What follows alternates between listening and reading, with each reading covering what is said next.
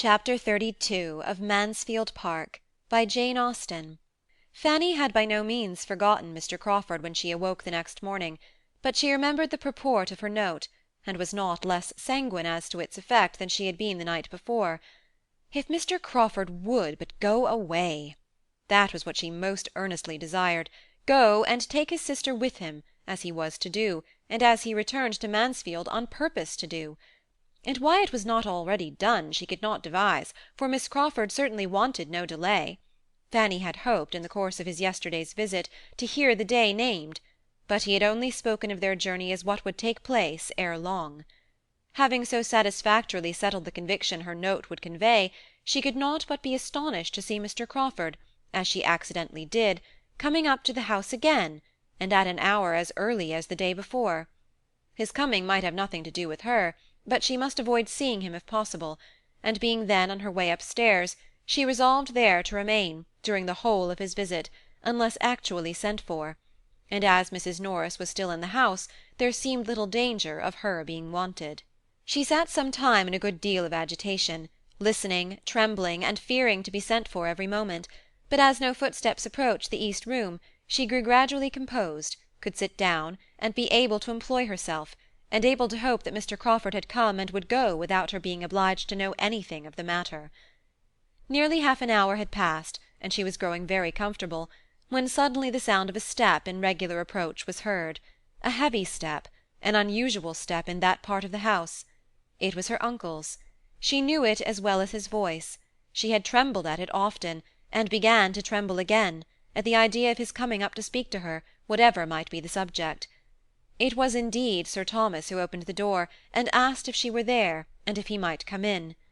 The terror of his former occasional visits to that room seemed all renewed, and she felt as if he were going to examine her again in French and English.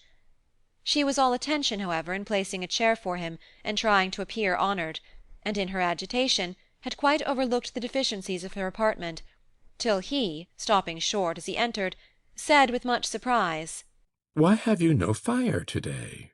There was snow on the ground, and she was sitting in a shawl. She hesitated. I am not cold, sir. I never sit here long at this time of year. But you have a fire in general. No, sir. How comes this about? Here must be some mistake. I understood that you had the use of this room by way of making you perfectly comfortable. In your bedchamber I know you cannot have a fire. Here is some great misapprehension which must be rectified. It is highly unfit for you to sit, be it only half an hour a day, without a fire. You are not strong. You are chilly. Your aunt cannot be aware of this." Fanny would rather have been silent, but being obliged to speak, she could not forbear, in justice to the aunt she loved best, from saying something in which the words My Aunt Norris were distinguishable. "I understand." Cried her uncle, recollecting himself, and not wanting to hear more. "I understand. Your Aunt Norris has always been an advocate, and very judiciously, for young people's being brought up without unnecessary indulgences. But there should be moderation in everything. She is also very hardy herself, which of course will influence her in her opinion of the wants of others.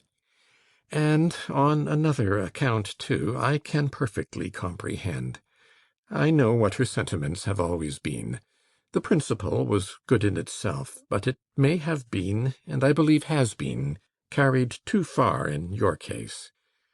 I am aware that there has been sometimes, in some points, a misplaced distinction, but I think too well of you, Fanny, to suppose that you will ever harbour resentment on that account. You have an understanding which will prevent you from receiving things only in part, and judging partially by the event. You will take in the whole of the past. You will consider times, persons, and probabilities, and you will feel that they were not least your friends who were educating and preparing you for that mediocrity of condition which seemed to be your lot. Though their caution may prove eventually unnecessary, it was kindly meant, and of this you may be assured, that every advantage of affluence will be doubled by the little privations and restrictions that may have been imposed. I am sure you will not disappoint my opinion of you, by failing at any time to treat your Aunt Norris with the respect and attention that are due to her. But enough of this. Sit down, my dear. I must speak to you for a few minutes, but I will not detain you long." Fanny obeyed, with eyes cast down and colour rising. After a moment's pause, Sir Thomas, trying to suppress a smile, went on. "You are not aware, perhaps, that I have had a visitor this morning. I had not been long in my own room after breakfast when Mr. Crawford was shown in. His errand you may probably conjecture." Fanny's colour grew deeper and deeper, and her uncle, perceiving that she was embarrassed to a degree that made either speaking or looking up quite impossible, turned away his own eyes, and without any farther pause, proceeded in his account of Mr. Crawford's visit. Mr. Crawford's business had been to declare himself the lover of Fanny, make decided proposals for her, and entreat the sanction of the uncle, who seemed to stand in the place of her parents, and he had done it all so well, so openly, so liberally, so properly, that Sir Thomas, feeling, moreover, his own replies, and his own remarks to have been very much to the purpose, was exceedingly happy to give the particulars of their conversation, and, little aware of what was passing in his niece's mind, conceived that by such details he must be gratifying her far more than himself. He talked, therefore, for several minutes without Fanny's daring to interrupt him. She had hardly even attained the wish to do it. Her mind was too much confusion. She had changed her position, and with her eyes fixed intently on one of the windows, was listening to her uncle in the utmost perturbation and dismay. For a moment he ceased, but she had barely become conscious of it, when, rising from his chair, he said, "And now, Fanny, having performed one part of my commission, and shown you everything placed on a basis the most assured and satisfactory, I may execute the remainder by prevailing on you to accompany me downstairs, where, though I cannot but presume on having been no unacceptable companion myself, I must submit to your finding one still better worth listening to. Mr. Crawford, as you have perhaps foreseen, is yet in the house. He is in my room, and hoping to see you there." There was a look, a start, an exclamation on hearing this, which astonished Sir Thomas.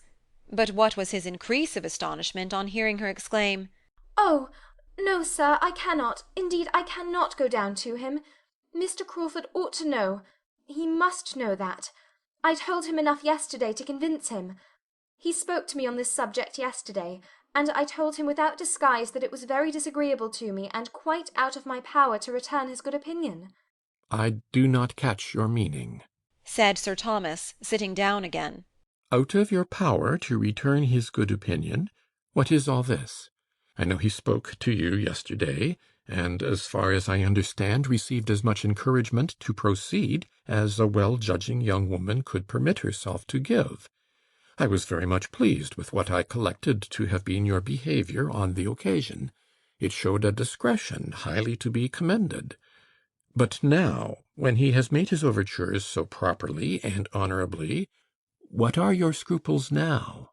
"You are mistaken, sir," cried Fanny, forced by the anxiety of the moment even to tell her uncle that he was wrong. "You are quite mistaken. How could Mr. Crawford say such a thing?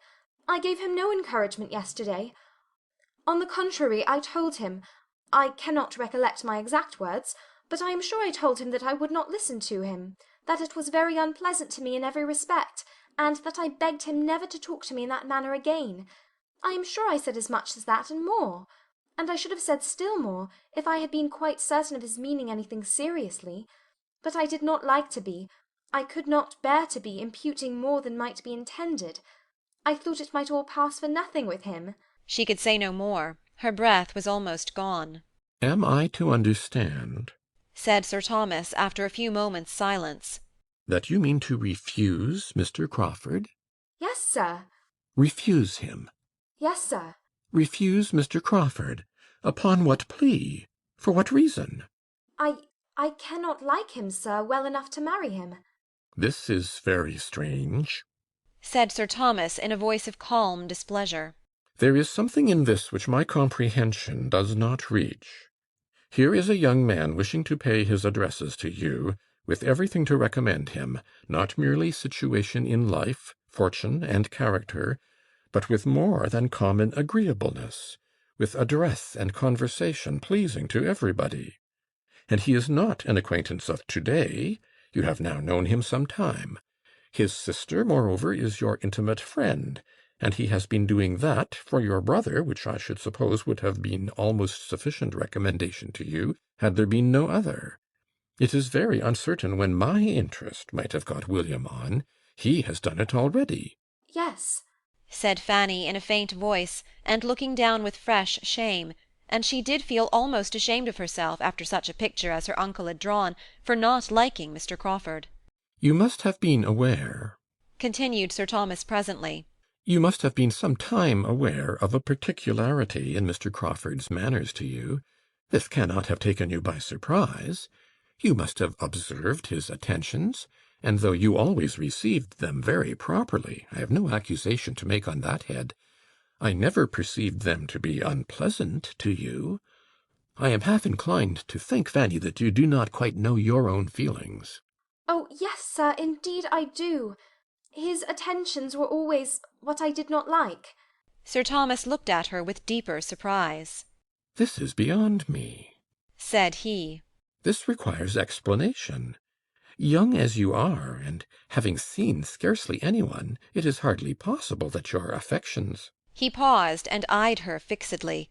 He saw her lips formed into a no, though the sound was inarticulate, but her face was like scarlet. That, however, in so modest a girl might be very compatible with innocence, and choosing at least to appear satisfied, he quickly added, No, no, I know that is quite out of the question, quite impossible. Well, there is nothing more to be said. And for a few minutes he did say nothing. He was deep in thought. His niece was deep in thought likewise, trying to harden and prepare herself against farther questioning. She would rather die than own the truth, and she hoped by a little reflection to fortify herself beyond betraying it. Independently of the interest which Mr. Crawford's choice seemed to justify, said Sir Thomas, beginning again, and very composedly, his wishing to marry at all so early is recommendatory to me. I am an advocate for early marriages, where there are means in proportion, and would have every young man with a sufficient income settle as soon after 24 as he can. This is so much my opinion that I am sorry to think how little likely my own eldest son, your cousin, Mr. Bertram, is to marry early. But at present, as far as I can judge, matrimony makes no part of his plans or thoughts. I wish he were more likely to fix. Here was a glance at Fanny. Edmund, I consider from his dispositions and habits as much more likely to marry early than his brother. He, indeed, I have lately thought, has seen the woman he could love, which I am convinced my eldest son has not. Am I right? Do you agree with me, my dear? Yes, sir.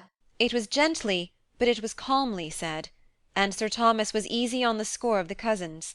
But the removal of his alarm did his niece no service. As her unaccountableness was confirmed, his displeasure increased, and getting up and walking about the room with a frown, which Fanny could picture to herself, though she dared not lift up her eyes, he shortly afterwards, and in a voice of authority, said, Have you any reason, child, to think ill of Mr. Crawford's temper? No, sir. She longed to add, But of his principles I have. but her heart sunk under the appalling prospect of discussion, explanation, and probably non-conviction. Her ill opinion of him was founded chiefly on observations, which, for her cousin's sake, she could scarcely dare mention to their father. Maria and Julia, and especially Maria, were so closely implicated in Mr. Crawford's misconduct that she could not give his character, such as she believed it, without betraying them. She had hoped that, to a man like her uncle, so discerning, so honourable, so good, the simple acknowledgment of a settled dislike on her side would have been sufficient. To her infinite grief she found it was not. Sir Thomas came towards the table where she sat in trembling wretchedness, and with a good deal of cold sternness said, It is of no use, I perceive, to talk to you. We had better put an end to this most mortifying conference. Mr. Crawford must not be kept longer waiting. I will, therefore, only add, as thinking it my duty to mark my opinion of your conduct, that you have disappointed every expectation I had formed, and proved yourself of a character the very reverse of what I had supposed. For I had, Fanny, as I think my behaviour must have shown, formed a very favourable opinion of you from the period of my return to England.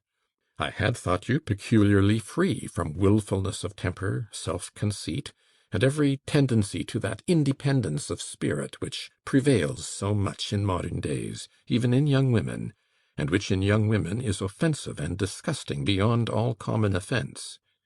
But you have now shown me that you can be wilful and perverse, that you can and will decide for yourself, without any consideration or deference for those who have surely some right to guide you, without even asking their advice. You have shown yourself very, very different from anything that I had imagined.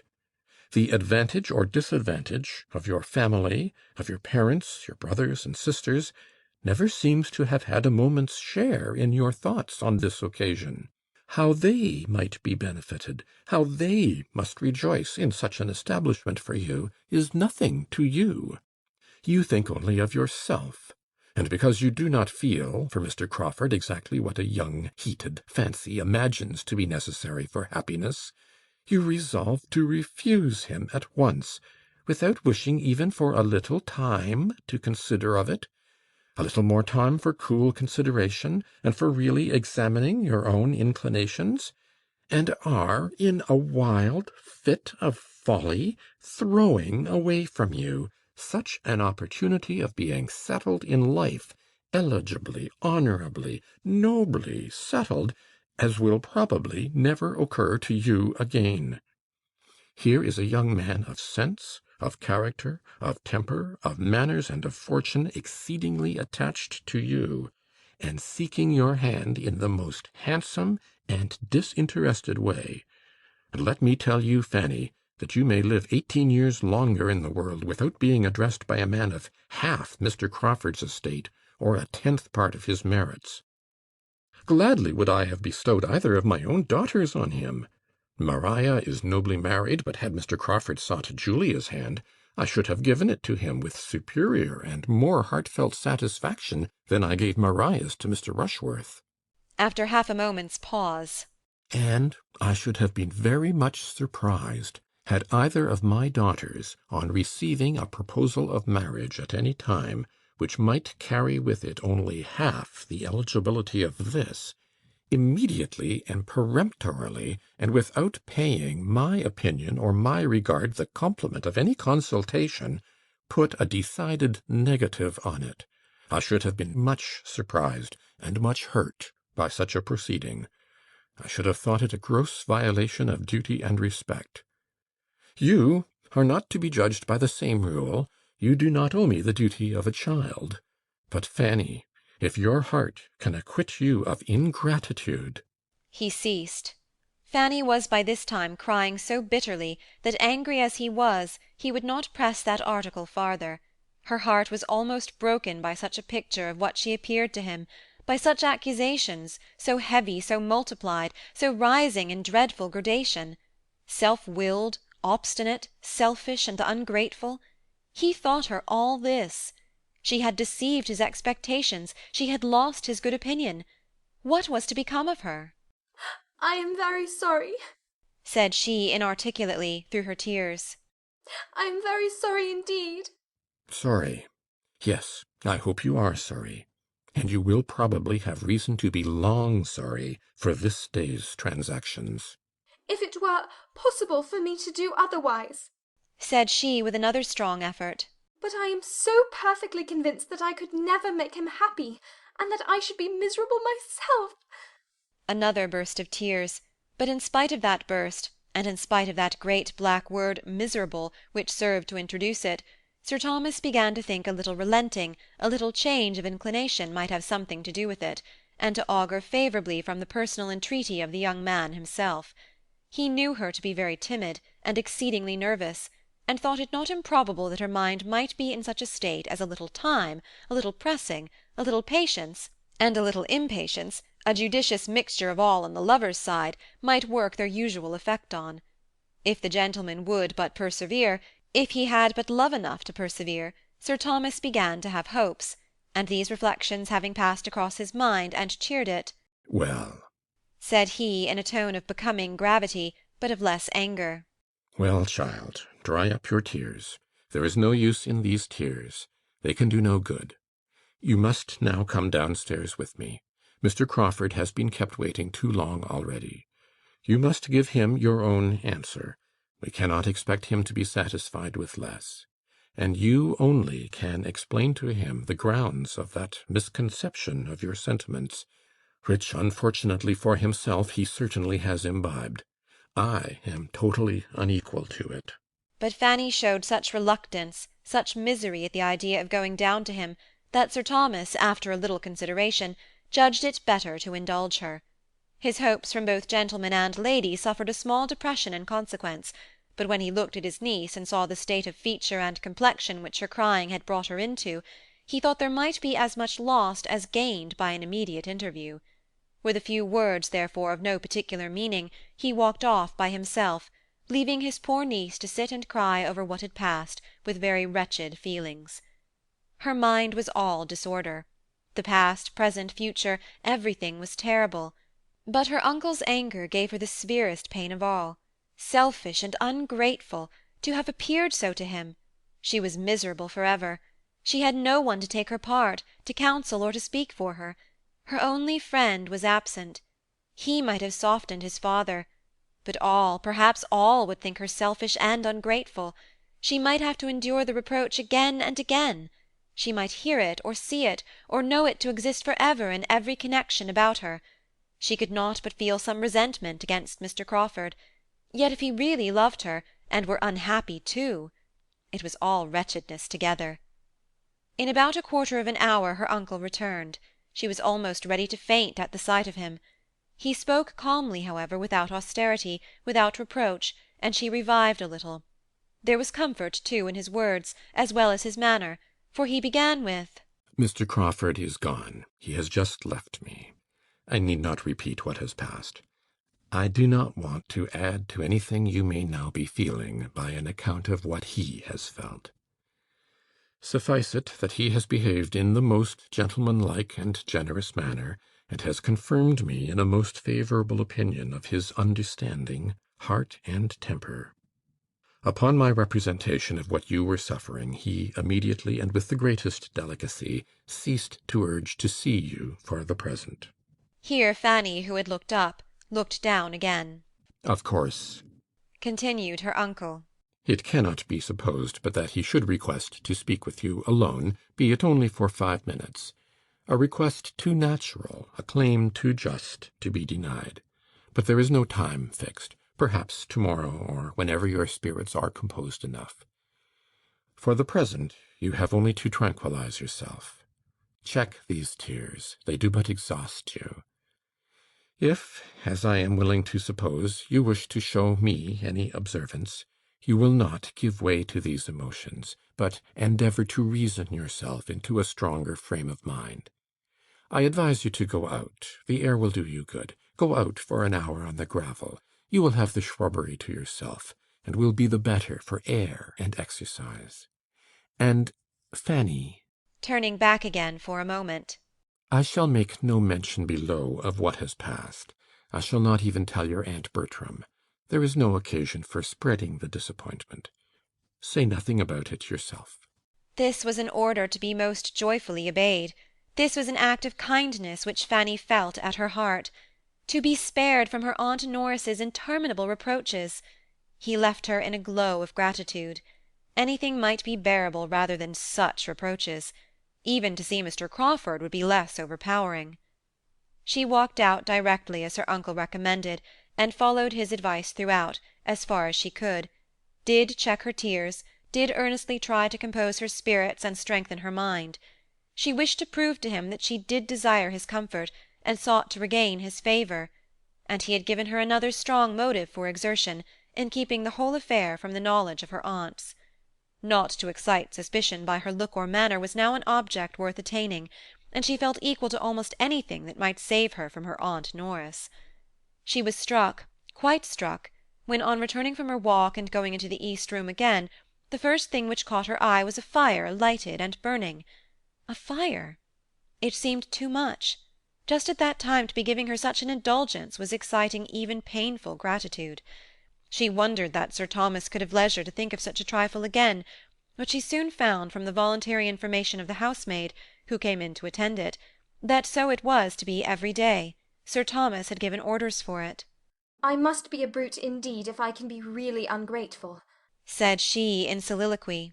Heaven defend me from being ungrateful.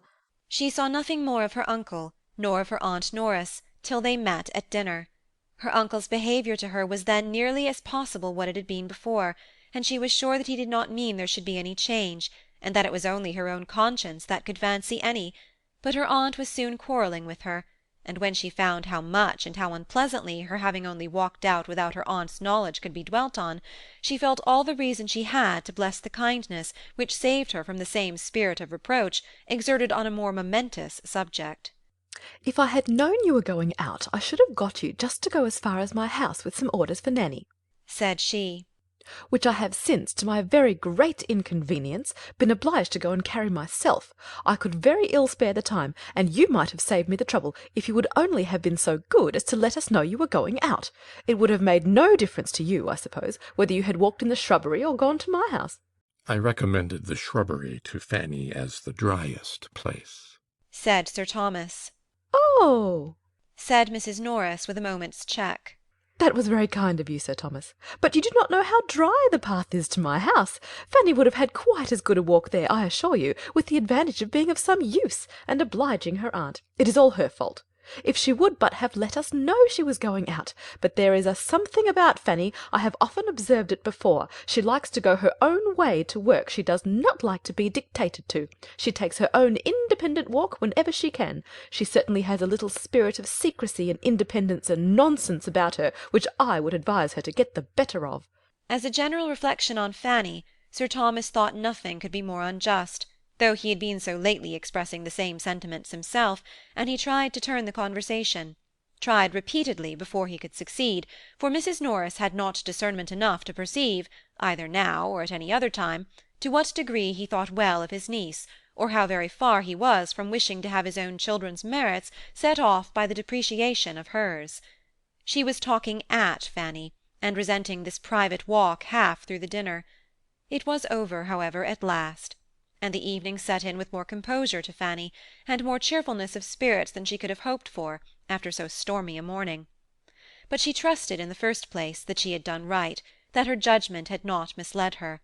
For the purity of her intentions she could answer, and she was willing to hope, secondly, that her uncle's displeasure was abating, and would abate farther as he considered the matter with more impartiality, and felt, as a good man must feel, how wretched and how unpardonable, how hopeless and how wicked it was to marry without affection.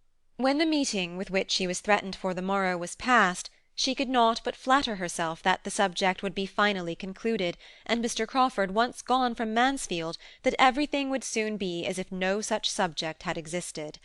She would not, could not believe that Mr. Crawford's affection for her could distress him long. His mind was not of that sort.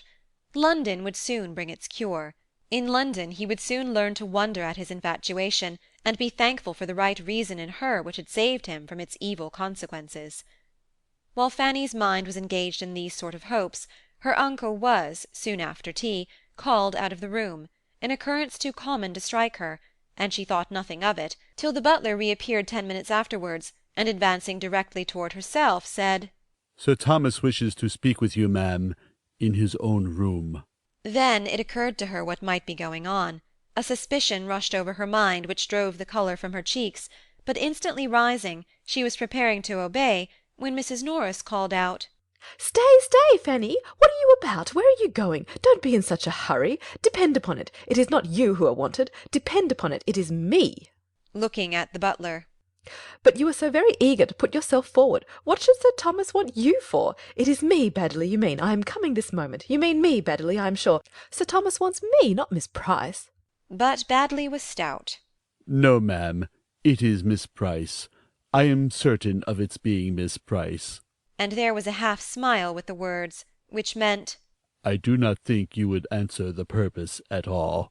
Mrs. Norris, much disconcerted, was obliged to compose herself to work again, and Fanny, walking off in agitating consciousness, found herself, as she anticipated, in another minute alone with Mr. Crawford. Chapter 32.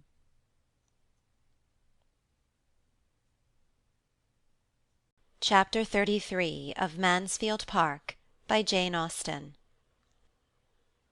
The conference was neither so short nor so conclusive as the lady had designed. The gentleman was not so easily satisfied. He had all the disposition to persevere that Sir Thomas could wish him. He had vanity, which strongly inclined him in the first place to think she did love him, though she might not know it herself, and which secondly, when constrained at last to admit that she did know her own present feelings, convinced him that he should be able in time to make those feelings what he wished. He was in love, very much in love, and it was a love which, operating on an active, sanguine spirit, of more warmth than delicacy, made her affection appear of greater consequence because it was withheld, and determined him to have the glory, as well as the felicity, of forcing her to love him. He would not despair, he would not desist, he had every well-grounded reason for solid attachment. He knew her to have all the worth that could justify the warmest hopes of lasting happiness with her. Her conduct at this very time, by speaking the disinterestedness and delicacy of her character, qualities which he believed most rare indeed, was of a sort to heighten all his wishes and confirm all his resolutions. He knew not that he had a pre-engaged heart to attack. Of that he had no suspicion. He considered her rather as one who had never thought on the subject enough to be in danger, who had been guarded by youth, a youth of mind as lovely as of person, whose modesty had prevented her from understanding his attentions, and who was still overpowered by the suddenness of addresses so wholly unexpected, and the novelty of a situation which her fancy had never taken into account. Must it not follow, of course, that when he was understood, he should succeed? He believed it fully.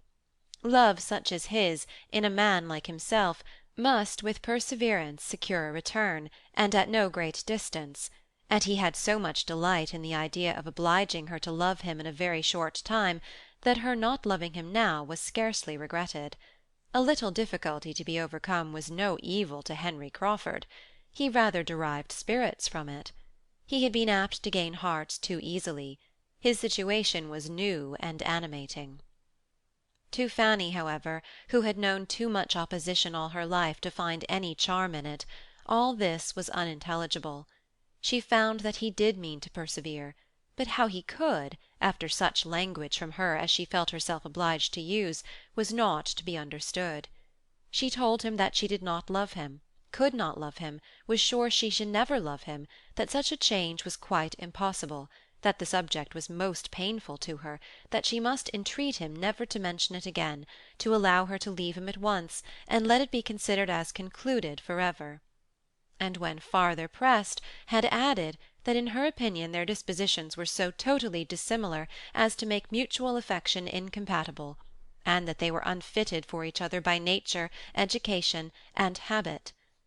All this she had said, and with the earnestness of sincerity, yet this was not enough, for he immediately denied there being anything uncongenial in their characters, or anything unfriendly in their situations, and positively declared that he would still love and still hope. Fanny knew her own meaning, but was no judge of her own manner. Her manner was incurably gentle, and she was not aware how much it concealed the sternness of her purpose. Her diffidence, gratitude, and softness made every expression of indifference seem almost an effort of self-denial, seem at least to be giving nearly as much pain to herself as to him. Mr. Crawford was no longer the Mr. Crawford who, as the clandestine, insidious, treacherous admirer of Maria Bertram, had been her abhorrence, whom she had hated to see or to speak to, in whom she could believe no good quality to exist, and whose power, even of being agreeable, she had barely acknowledged. He was now the Mr. Crawford who was addressing herself with ardent, disinterested love, whose feelings were apparently become all that was honourable and upright, whose views of happiness were all fixed on a marriage of attachment, who was pouring out his sense of her merits, describing and describing again his affection, proving as far as words could prove it, and in the language, tone, and spirit of a man of talent too, that he sought her for her gentleness and her goodness, and, to complete the whole, he was now the Mr. Crawford who had procured William's promotion. Here was a change, and here were claims which could not but operate. She might have disdained him in all the dignity of angry virtue, in the grounds of Sotherton, or the theatre at Mansfield Park, but he approached her now with rights that demanded different treatment. She must be courteous, and she must be compassionate. She must have a sensation of being honoured, and whether thinking of herself or her brother, she must have a strong feeling of gratitude. The effect of the whole was a manner so pitying and agitated, and words intermingled with her refusal so expressive of obligation and concern, that to a temper of vanity and hope like Crawford's, the truth, or at least the strength of her indifference, might well be questionable, and he was not so irrational as Fanny considered him in the professions of persevering, assiduous, and not desponding attachment which closed the interview. It was with reluctance that he suffered her to go, but there was no look of despair in parting to belie his words, or give her hopes of his being less unreasonable than he professed himself. Now she was angry. Some resentment did arise at a perseverance so selfish and ungenerous. Here was again a want of delicacy and regard for others which had formerly so struck and disgusted her. Here was again a something of the same Mr. Crawford whom she had so reprobated before. How evidently was there a gross want of feeling and humanity where his own pleasure was concerned, and alas, how always known no principle to supply as a duty what the heart was deficient in! Had her own affections been as free as perhaps they ought to have been, he never could have engaged them. So thought Fanny, in good truth and sober sadness, as she sat musing over that too great indulgence and luxury of a fire upstairs, wondering at the past and present, wondering at what was yet to come, and in a nervous agitation which made nothing clear to her but the persuasion of her being never under any circumstances able to love Mr. Crawford, and the felicity of having a fire to sit over and think of it. Sir Thomas was obliged, or obliged himself, to wait till the morrow for a knowledge of what had passed between the young people. He then saw Mr. Crawford, and received his account. The first feeling was disappointment. He had hoped better things. He had thought that an hour's entreaty from a young man like Crawford could not have worked so little change on a gentle-tempered girl like Fanny. But there was speedy comfort in the determined views and sanguine perseverance of the lover, and when, seeing such confidence of success in the principle, Sir Thomas was soon able to depend on it himself. Nothing was omitted on his side of civility, compliment, or kindness, that might assist the plan. Mr. Crawford's steadiness was honoured, and Fanny was praised, and the connection was still the most desirable in the world. At Mansfield Park Mr. Crawford would always be welcome. He had only to consult his own judgment and feelings as to the frequency of his visits, at present or in future.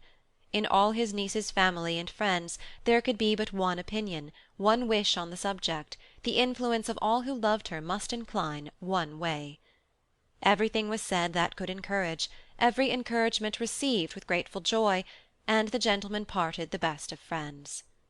Satisfied that the cause was now on a footing the most proper and hopeful, Sir Thomas resolved to abstain from all farther importunity with his niece, and to show no open interference. Upon her disposition he believed kindness might be the best way of working. Entreaty should be from one quarter only. The forbearance of her family on a point, respecting which she could be in no doubt of their wishes, might be their surest means of forwarding it.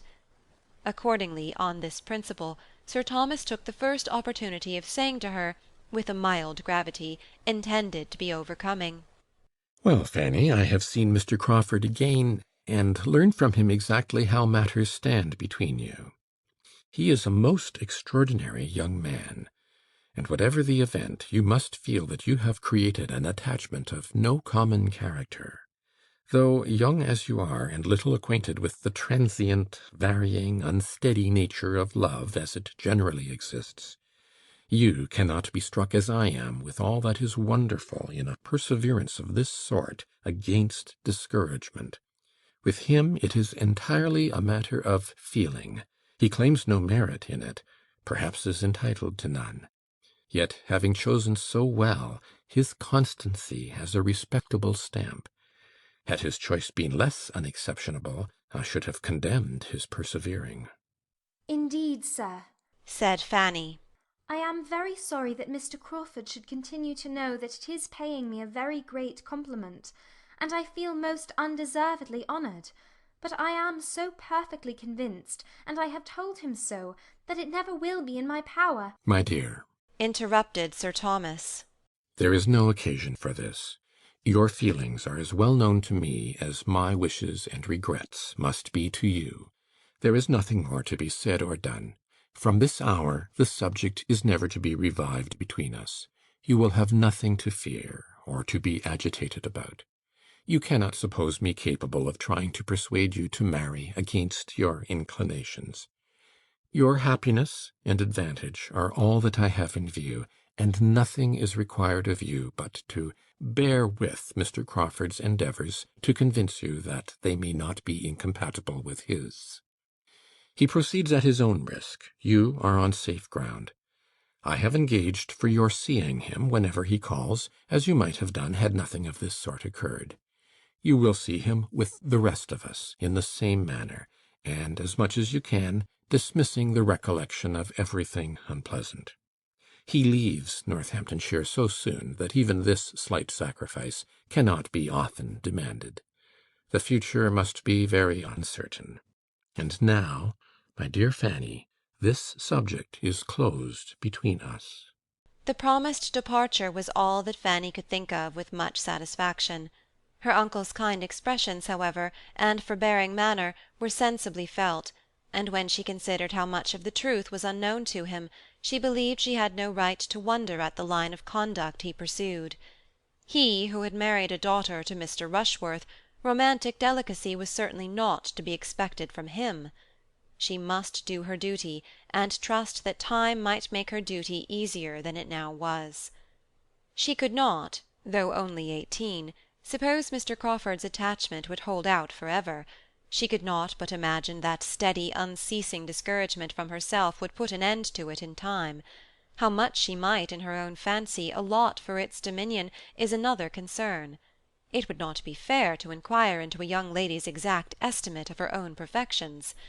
In spite of his intended silence, Sir Thomas found himself once more obliged to mention the subject to his niece, to prepare her briefly for its being imparted to her aunts, a measure which he still would have avoided, if possible, but which became necessary from the totally opposite feelings of Mr. Crawford as to any secrecy of proceeding. He had no idea of concealment. It was all known at the parsonage, where he loved to talk over the future with both his sisters, and it would be rather gratifying to him to have enlightened witnesses of the progress of his success.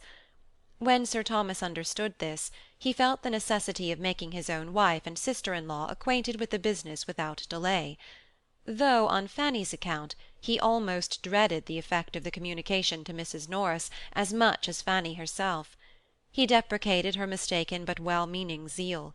Sir Thomas, indeed, was by this time not very far from classing Mrs. Norris as one of those well-meaning people who are always doing mistaken and very disagreeable things. Mrs. Norris, however, relieved him. He pressed for the strictest forbearance and silence towards their niece. She not only promised, but did observe it. She only looked her increased ill-will. Angry she was, bitterly angry, but she was more angry with Fanny for having received such an offer than for refusing it. It was an injury and affront to Julia, who ought to have been Mr. Crawford's choice, and independently of that, she disliked Fanny, because she had neglected her, and she would have grudged such an elevation to one whom she had always been trying to depress. Sir Thomas gave her more credit for discretion on the occasion than she deserved, and Fanny could have blessed her for allowing her only to see her displeasure, and not to hear it. Lady Bertram took it differently. She had been a beauty, and a prosperous beauty, all her life, and beauty and wealth were all that excited her respect. To know Fanny to be sought in marriage by a man of fortune raised her, therefore, very much in her opinion. By convincing her that Fanny was very pretty, which she had been doubting about before, and that she would be advantageously married, it made her feel a sort of a credit in calling her niece.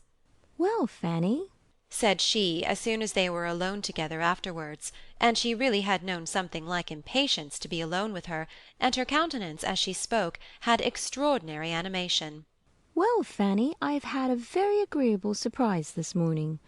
I must just speak of it once. I told Sir Thomas I must once, and then I shall have done.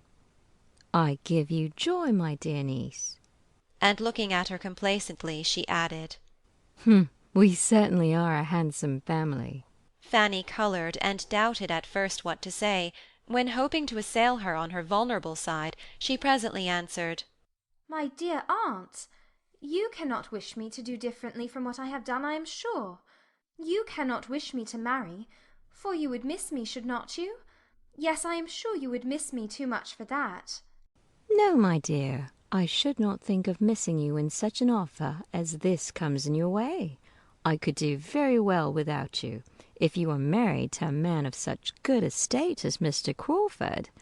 And you must be aware, Fanny, that it is every young woman's duty to accept such a very unexceptionable offer as this. This was almost the only rule of conduct, the only piece of advice which Fanny had ever received from her aunt in the course of 8 years and a half. It silenced her. She felt how unprofitable contention would be. If her aunt's feelings were against her, nothing could be hoped from attacking her understanding. Lady Bertram was quite talkative. I will tell you what, Fanny, said she. I am sure he fell in love with you at the ball. I am sure the mischief was done that evening. You did look remarkably well. Everybody said so. Sir Thomas said so, and you know you had Chapman to help you to dress. I am very glad I sent Chapman to you. I shall tell Sir Thomas that I'm sure it was done that evening. And still pursuing the same cheerful thoughts, she soon afterwards added, And will tell you what, Fanny, which is more than I did for Maria. The next time Pug has a litter, you shall have a puppy. End of chapter 33.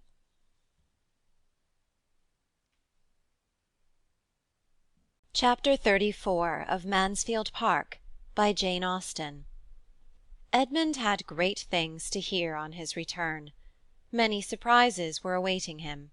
The first that occurred was not least in interest, the appearance of Henry Crawford and his sister walking together through the village as he rode into it. He had concluded, he had meant them to be far distant. His absence had been extended beyond a fortnight purposely to avoid Miss Crawford. He was returning to Mansfield with spirits ready to feed on melancholy remembrances and tender associations, and when her own fair self was before him, leaning on her brother's arm, and he found himself receiving a welcome, unquestionably friendly, from the woman whom, 2 moments before, he had been thinking of as 70 miles off, and as farther, much farther from him in inclination than any distance could express. Her reception of him was of a sort which he could not have hoped for, had he expected to see her. Coming as he did from such a purport fulfilled as had taken him away, he would have expected anything rather than a look of satisfaction, and words of simple, pleasant meaning. It was enough to set his heart in a glow, and to bring him home in the properest state for feeling the full value of the other joyful surprises at hand. William's promotion, with all its particulars, he was soon master of, and with such a secret provision of comfort within his own breast to help the joy, he found in it a source of most gratifying sensation and unvarying cheerfulness all dinner-time. After dinner, when he and his father were alone, he had Fanny's history, and then all the great events of the last fortnight, and the present situation of matters at Mansfield, were known to him. Fanny suspected what was going on.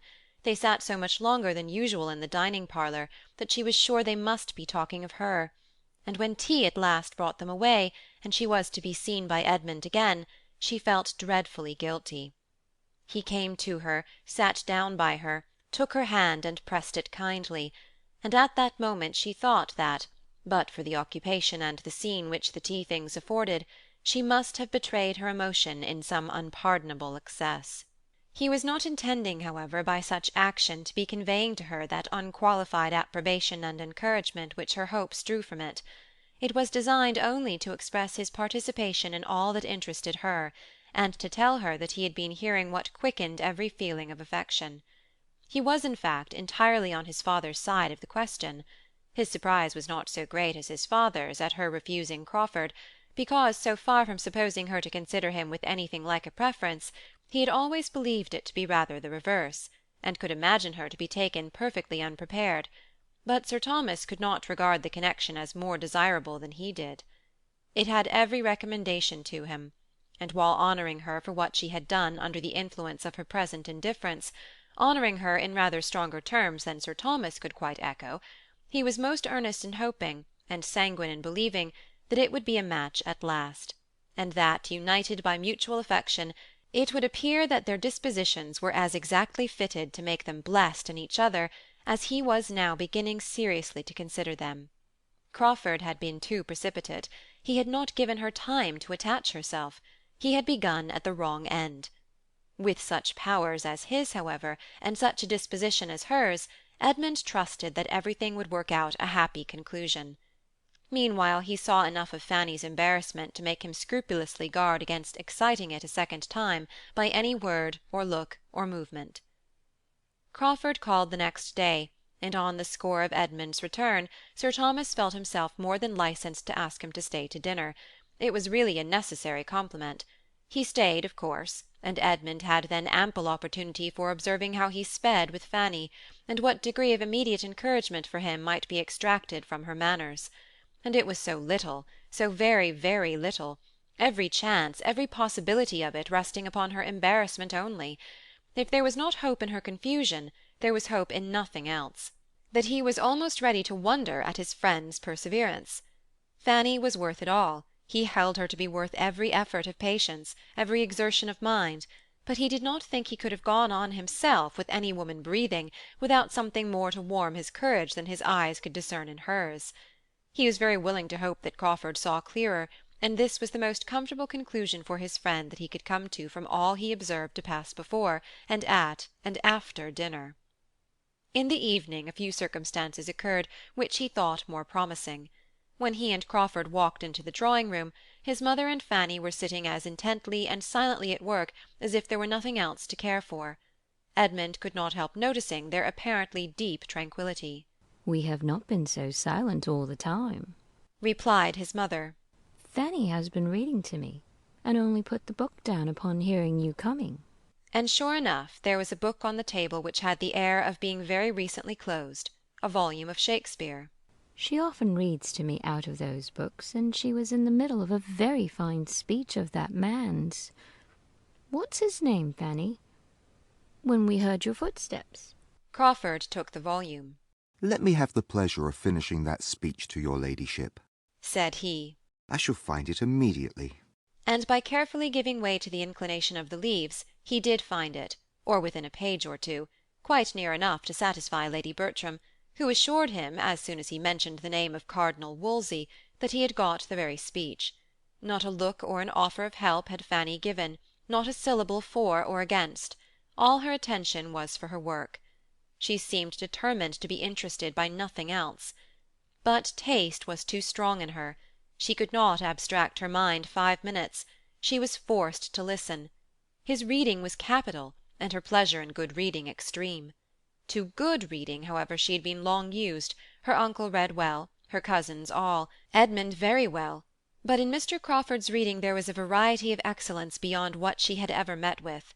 The King, the Queen, Buckingham, Wolsey, Cromwell, all were given in turn, for with the happiest knack, the happiest power of jumping and guessing, he could always alight at will on the best scene or the best speeches of each, and whether it were dignity or pride or tenderness or remorse or whatever were to be expressed, he could do it with equal beauty. It was truly dramatic. His acting had at first taught Fanny what pleasure a play might give, and his reading brought all his acting before her again, nay, perhaps with greater enjoyment, for it came unexpectedly, and with no such drawback as she had been used to suffer in seeing him on the stage with Miss Bertram. Edmund watched the gradual progress of her attention, and was amused and gratified by seeing how she gradually slackened in the needlework, which at the beginning seemed to occupy her totally, how it fell from her hand while she sat motionless over it, and at last, how the eyes which had appeared so studiously to avoid him throughout the day were turned and fixed on Crawford, fixed on him for minutes, fixed on him, in short, till the attraction drew Crawford's upon her, and the book was closed, and the charm broken.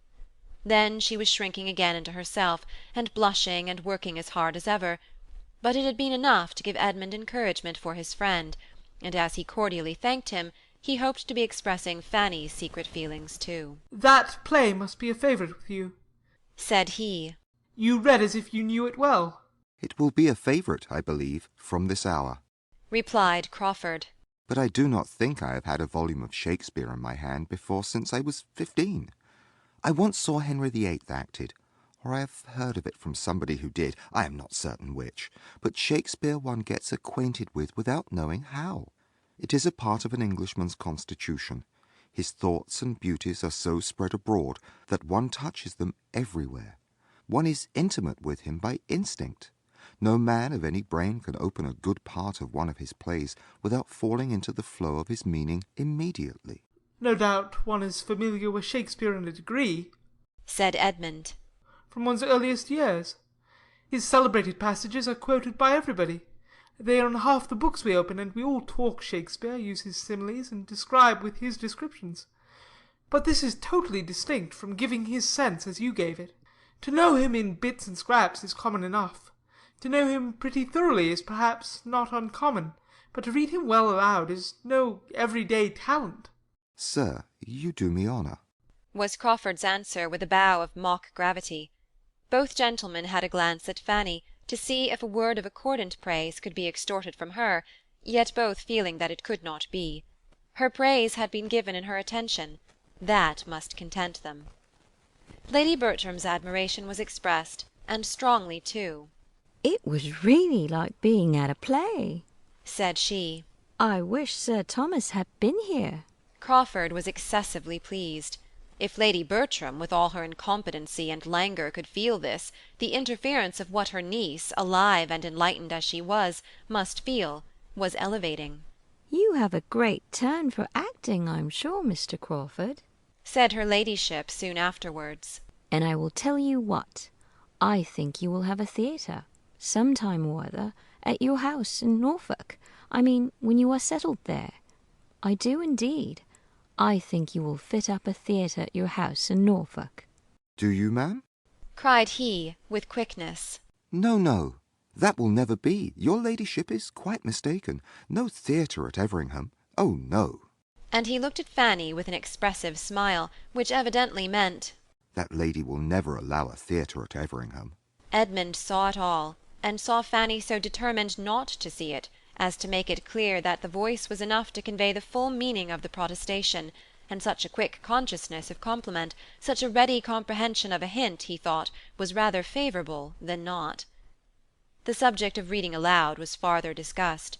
The two young men were the only talkers, but they, standing by the fire, talked over the too common neglect of the qualification, the total inattention to it, in the ordinary school system for boys, the consequently natural, yet in some instances almost unnatural, degree of ignorance and uncouthness of men, of sensible and well-informed men, when suddenly called to the necessity of reading aloud, which had fallen within their notice, giving instances of blunders, and failures with their secondary causes, the want of management of the voice, of proper modulation and emphasis, of foresight and judgment, all proceeding from the first cause, want of early attention and habit, and Fanny was listening again with great entertainment. "Even in my profession," said Edmund with a smile, "how little the art of reading has been studied! How little a clear manner and good delivery have been attended to! I speak rather of the past, however, than the present. There is now a spirit of improvement abroad. But among those who were ordained 20, 30, 40 years ago, the larger number, to judge by their performance, must have thought reading was reading and preaching was preaching. It is different now. The subject is more justly considered. It is felt that distinctness and energy may have weight in recommending the most solid truths. And besides, there is more general observation and taste, a more critical knowledge diffused than formerly. In every congregation there is a larger proportion who know a little of the matter, and who can judge and criticize." Edmund had already gone through the service once since his ordination, and upon this being understood, he had a variety of questions from Crawford as to his feelings and success; questions which being made, though with the vivacity of friendly interest and quick taste, without any touch of that spirit of banter or air of levity which Edmund knew to be most offensive to Fanny, he had true pleasure in satisfying; and when Crawford proceeded to ask his opinion and give his own as to the properest manner in which particular passages in the service should be delivered, showing it to be a subject on which he had thought before, and thought with judgment, Edmund was still more and more pleased. This would be the way to Fanny's heart. She was not to be won by all that gallantry and wit and good nature together could do, or at least she would not be won by them nearly so soon, without the assistance of sentiment and feeling, and seriousness on serious subjects. Our liturgy, Observed Crawford, has beauties which not even a careless, slovenly style of reading can destroy. But it has also redundancies and repetitions which require good reading not to be felt. For myself, at least, I must confess not being always so attentive as I ought to be. Here was a glance at Fanny. That 19 times out of 20 I am thinking how such a prayer ought to be read, and longing to have it to read myself. Did you speak? Stepping eagerly to Fanny, and addressing her in a softened voice, and upon her saying, No.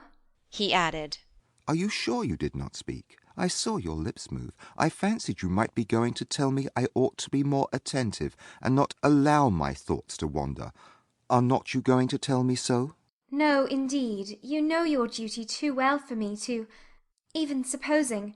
She stopped, felt herself getting into a puzzle, and could not be prevailed on to add another word, not by dint of several minutes of supplication and waiting. He then returned to his former station, and went on as if there had been no such tender interruption. A sermon, well delivered, is more uncommon even than prayers well read. A sermon, good in itself, is no rare thing. It is more difficult to speak well than to compose well. That is, the rules and trick of composition are oftener a subject of study. A thoroughly good sermon, thoroughly well delivered, is a capital gratification. I can never hear such a one without the greatest admiration and respect, and more than half a mind to take orders and preach myself. There is something in the eloquence of the pulpit, when it is really eloquence, which is entitled to the highest praise and honour. The preacher who can touch and affect such a heterogeneous mass of hearers, on subjects limited and long worn threadbare in all common hands, who can say anything new or striking, anything that rouses the attention without offending the taste, or wearing out the feelings of his hearers, is a man whom one could not, in his public capacity, honour enough. I should like to be such a man. Edmund laughed. I should indeed. I never listened to a distinguished preacher in my life without a sort of envy. But then I must have a London audience. I could not preach but to the educated, to those who were capable of estimating my composition, and I do not know that I should be fond of preaching often. Now and then, perhaps once or twice in the spring, after being anxiously expected for half a dozen Sundays together, but not for a constancy. It would not do for a constancy. Here Fanny, who could not but listen, involuntarily shook her head, and Crawford was instantly by her side again, entreating to know her meaning; and as Edmund perceived, by his drawing in a chair and sitting down close by her, that it was to be a very thorough attack, that looks and undertones were to be well tried, he sank as quietly as possible into a corner, turned his back and took up a newspaper, very sincerely wishing that dear little Fanny might be persuaded into explaining away that shake of the head to the satisfaction of her ardent lover, and as earnestly trying to bury every sound of the business from himself in murmurs of his own, over the various advertisements of "a most desirable estate in South Wales," "to parents and guardians," and a "capital seasoned hunter." Fanny, meanwhile, vexed with herself for not having been as motionless as she was speechless, and grieved to the heart to see Edmund's arrangements, was trying by everything in the power of her modest, gentle nature to repulse Mr. Crawford, and avoid both his looks and inquiries, and he, unrepulsible, was persisting in both. What did that shake of the head mean? Said he. What was it meant to express? Disapprobation, I fear, but of what? What had I been saying to displease you? Did you think me speaking improperly, lightly, irreverently on the subject? Only tell me if I was, only tell me if I was wrong. I want to be set right. Nay, nay, I entreat you, for one moment put down your work. What did that shake of the head mean? In vain was her Pray, sir, don't. Pray, Mr. Crawford. repeated twice over, and in vain did she try to move away. In the same low, eager voice, and the same close neighbourhood, he went on, re-urging the same questions as before. She grew more agitated and displeased. How can you, sir? You quite astonish me. I wonder how you can— Do I astonish you? Said he. Do you wonder? Is there anything in my present entreaty that you do not understand? I will explain to you instantly all that makes me urge you in this manner, all that gives me an interest in what you look and do, and excites my present curiosity. I will not leave you to wonder long. In spite of herself she could not help half a smile, but she said nothing. You shook your head at my acknowledging that I should not like to engage in the duties of a clergyman always for a constancy. Yes, that was the word, constancy. I am not afraid of the word. I would spell it, read it, write it with anybody. I see nothing alarming in the word. Did you think I ought? Perhaps, sir. Said Fanny, wearied at last into speaking. Perhaps, sir, I thought it was a pity you did not always know yourself as well as you seemed to do at that moment. Crawford, delighted to get her to speak at any rate, was determined to keep it up, and poor Fanny, who had hoped to silence him by such an extremity of reproof, found herself sadly mistaken, and that it was only a change from one object of curiosity and one set of words to another. He had always something to entreat the explanation of. The opportunity was too fair. None such had occurred since his seeing her in her uncle's room, none such might occur again before his leaving Mansfield. Lady Bertram's being just on the other side of the table was a trifle, for she might always be considered as only half awake, and Edmund's advertisements were still of the first utility. Well? Said Crawford, after a course of rapid questions and reluctant answers. I am happier than I was, because I now understand more clearly your opinion of me. You think me unsteady, easily swayed by the whim of the moment, easily tempted, easily put aside. With such an opinion, no wonder that. But we shall see. It is not by protestations that I shall endeavour to convince you I am wronged. It is not by telling you that my affections are steady. My conduct shall speak for me. Absence, distance, time shall speak for me. They shall prove that, as far as you can be deserved by anybody, I do deserve you. You are infinitely my superior in merit, and that I know. You have qualities which I had not before supposed to exist in such a degree in any human creature. You have some touches of the angel in you beyond what, not merely beyond what one sees, because one never sees anything like it, but beyond what one fancies might be. But still I am not frightened. It is not by a quality of merit that you can be won. That is out of the question. It is he who sees and worships your merit the strongest, who loves you most devotedly, that has the best right to a return. There I build my confidence. By that right I do and will deserve you, and when once convinced that my attachment is what I declare it, I know you too well not to entertain the warmest hopes. Yes, dearest, sweetest Fanny, nay. Seeing her draw back, displeased. Forgive me, perhaps I have as yet no right. But by what other name can I call you? Do you suppose you are ever present in my imagination under any other? No, it is Fanny that I think of all day, and dream of all night. You have given the name such reality of sweetness that nothing else can now be descriptive of you. Fanny could hardly have kept her seat any longer, or have refrained from at least trying to get away, in spite of all the too public opposition she foresaw to it, had it not been for the sound of approaching relief, the very sound which she had been long watching for, and long thinking strangely delayed. The solemn procession, headed by Baddeley, of tea-board, urn, and cake-bearers, made its appearance, and delivered her from a grievous imprisonment of body and mind. Mr. Crawford was obliged to move. She was at liberty, she was busy, she was well protected. Edmund was not sorry to be admitted again among the number of those who might speak and hear. But though the conference had seemed full long to him, and though on looking at Fanny he saw rather a flush of vexation, he inclined to hope that so much could not have been said and listened to without some profit to the speaker. Chapter 34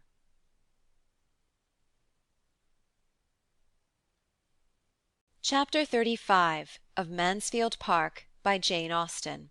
Edmund had determined that it belonged entirely to Fanny to choose whether her situation with regard to Crawford should be mentioned between them or not, and that if she did not lead the way, it should never be touched on by him. But after a day or two of mutual reserve, he was induced by his father to change his mind, and try what his influence might do for his friend. A day, and a very early day, was actually fixed for the Crawfords' departure, and Sir Thomas thought it might be as well to make one more effort for the young man before he left Mansfield, that all his professions and vows of unshaken attachment might have as much hope to sustain them as possible. Sir Thomas was most cordially anxious for the perfection of Mr. Crawford's character in that point. He wished him to be a model of constancy, and fancied the best means of effecting it would be by not trying him too long. Edmund was not unwilling to be persuaded to engage in the business. He wanted to know Fanny's feelings. She had been used to consult him in every difficulty, and he loved her too well to bear to be denied her confidence now. He hoped to be of service to her. He thought he must be of service to her. Whom else had she to open her heart to? If she did not need counsel, she must need the comfort of communication. Fanny, estranged from him, silent and reserved, was an unnatural state of things, a state which he must break through, and which he could easily learn to think she was wanting him to break through. I will speak to her, sir. I will take the first opportunity of speaking to her alone, was the result of such thoughts as these, and upon Sir Thomas's information of her being at that very time walking alone in the shrubbery, he instantly joined her. I am come to walk with you, Fanny, said he. Shall I? Drawing her arm within his. It is a long while since we have had a comfortable walk together. She assented to it all rather by look than word. Her spirits were low. But, Fanny, he presently added, in order to have a comfortable walk, something more is necessary than merely pacing this gravel together. You must talk to me. I know you have something on your mind. I know what you are thinking of. You cannot suppose me uninformed. Am I to hear of it from everybody but Fanny herself? Fanny, at once agitated and dejected, replied, If you hear of it from everybody, cousin, there can be nothing for me to tell. Not of facts, perhaps, but of feelings, Fanny. No one but you can tell me them. I do not mean to press you, however. If it is not what you wish yourself, I have done. I had thought it might be a relief. I am afraid we think too differently for me to find any relief in talking of what I feel. Do you suppose that we think differently? I have no idea of it. I dare say that on a comparison of our opinions they would be found as much alike as they have been used to be. To the point, I consider Crawford's proposals as most advantageous and desirable if you could return his affection. I consider it as most natural that all your family should wish you could return it. But that, as you cannot, you have done exactly as you ought in refusing him. Can there be any disagreement between us here? Oh, no. But I thought you blamed me. I thought you were against me. This is such a comfort. This comfort you might have had sooner, Fanny, had you sought it. But how could you possibly suppose me against you? How could you imagine me an advocate for marriage without love? Were I even careless in general on such matters, how could you imagine me so where your happiness was at stake? My uncle thought me wrong, and I knew he had been talking to you. As far as you've gone, Fanny, I think you perfectly right. I may be sorry, I may be surprised, though hardly that, for you had not had time to attach yourself. But I think you perfectly right. Can it admit of a question? It is disgraceful to us if it does. You did not love him. Nothing could have justified your accepting him. Fanny had not felt so comfortable for days and days. So far your conduct has been faultless, and they were quite mistaken who wished you to do otherwise. But the matter does not end here. Crawford's is no common attachment. He perseveres with the hope of creating that regard which had not been created before. This, we know, must be a work of time. But, with an affectionate smile, let him succeed at last, Fanny. Let him succeed at last. You have proved yourself upright and disinterested. Prove yourself grateful and tender-hearted. and then you will be the perfect model of a woman which I have always believed you born for. Oh, never, never, never! He never will succeed with me. And she spoke with a warmth which quite astonished Edmund, and which she blushed at the recollection of herself when she saw his look, and heard him reply, Never? Fanny, so very determined and positive. This is not like yourself, your rational self. I mean, she cried, sorrowfully correcting herself, that I think I never shall, as far as the future can be answered for. I think I never shall return his regard. I must hope better things.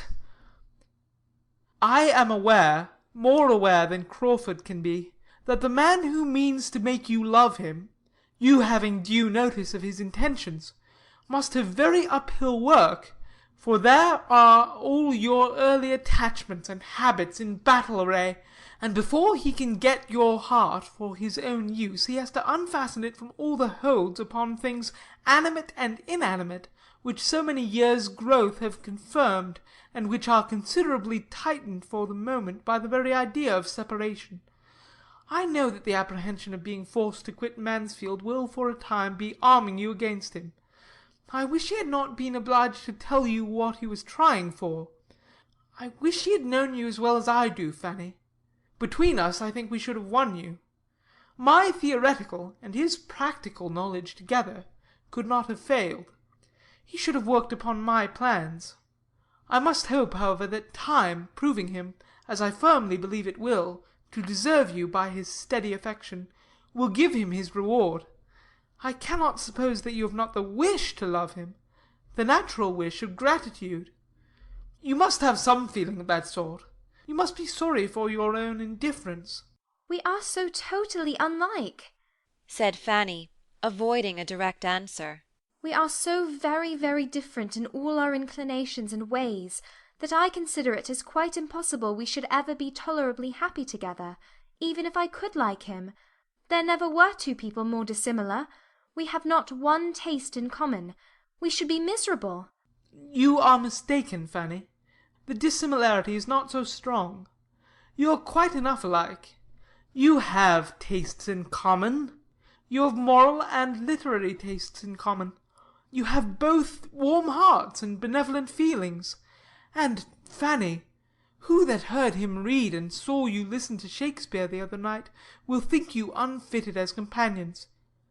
You forget yourself. There is a decided difference in your tempers, I allow. He is lively, you are serious, but so much the better. His spirits will support yours. It is your disposition to be easily dejected and to fancy difficulties greater than they are. His cheerfulness will counteract this. He sees difficulties nowhere, and his pleasantness and gaiety will be a constant support to you. Your being so far unlike, Fanny, does not in the smallest degree make against the probability of your happiness together. Do not imagine it. I am myself convinced that it is rather a favourable circumstance. I am perfectly persuaded that the tempers had better be unlike. I mean, unlike in the flow of the spirits, in the manners, in the inclination for much or little company, in the propensity to talk or to be silent, to be grave or to be gay. Some opposition here is, I am thoroughly convinced, friendly to matrimonial happiness. I exclude extremes, of course, and a very close resemblance in all these points would be the likeliest way to produce an extreme. A counteraction, gentle and continual, is the best safeguard of manners and conduct. Full well could Fanny guess where his thoughts were now. Miss Crawford's power was all returning. He had been speaking of her cheerfully from the hour of his coming home. His avoiding her was quite at an end. He had dined at the parsonage only the preceding day. After leaving him to his happier thoughts for some minutes, Fanny, feeling it due to herself, returned to Mr. Crawford and said, It is not merely in temper that I consider him as totally unsuited to myself, though in that respect I think the difference between us too great, infinitely too great. His spirits often oppress me, but there is something in him which I object to still more. I must say, cousin, that I cannot approve his character. I have not thought well of him from the time of the play.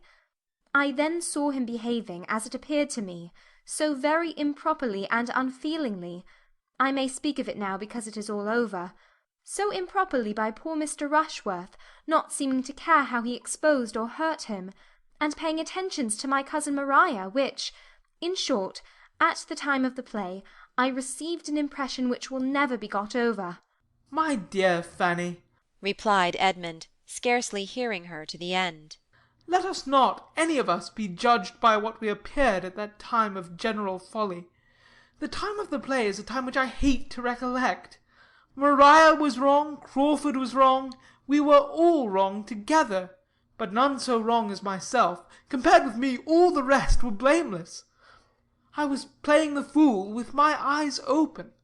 As a bystander, said Fanny, perhaps I saw more than you did, and I do think that Mr. Rushworth was sometimes very jealous.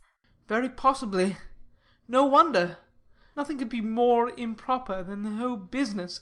I am shocked whenever I think that Maria could be capable of it. But if she could undertake the part, we must not be surprised at the rest. Before the play, I am much mistaken if Julia did not think he was paying her attentions. Julia! I have heard before from someone of his being in love with Julia, but I could never see anything of it. And, Fanny, though I hope I do justice to my sister's good qualities, I think it very possible that they might, one or both, be more desirous of being admired by Crawford, and might show that desire rather more unguardedly than was perfectly prudent. I can remember that they were evidently fond of his society, and with such encouragement a man like Crawford, lively, and it may be a little unthinking, might be led on to... There could be nothing very striking, because it is clear that he had no pretensions. His heart was reserved for you, and I must say that its being for you has raised him inconceivably in my opinion. It does him the highest honour. It shows his proper estimation of the blessing of domestic happiness and pure attachment. It proves him unspoilt by his uncle. It proves him, in short, everything that I had been used to wish to believe him, and feared he was not. I am persuaded that he does not think as he ought on serious subjects. Say rather that he has not thought at all upon serious subjects, which I believe to be a good deal the case. How could it be otherwise with such an education and adviser? Under the disadvantages, indeed, which both have had, is it not wonderful that they should be what they are? Crawford's feelings, I am ready to acknowledge, have hitherto been too much his guides. Happily, these feelings have generally been good. You will supply the rest, and a most fortunate man he is to attach himself to such a creature, to a woman who, firm as a rock in her own principles, has a gentleness of character so well adapted to recommend them.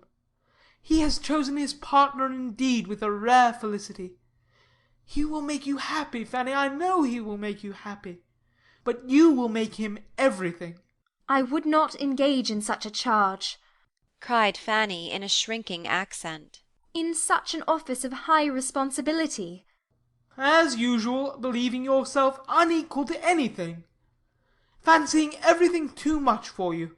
Well, though I may not be able to persuade you into different feelings, you will be persuaded into them, I trust. I confess myself sincerely anxious that you may. I have no common interest in Crawford's well-doing. Next to your happiness, Fanny, his has the first claim on me. You are aware of my having no common interest in Crawford. Fanny was too well aware of it to have anything to say, and they walked on together some 50 yards in mutual silence and abstraction. Edmund first began again.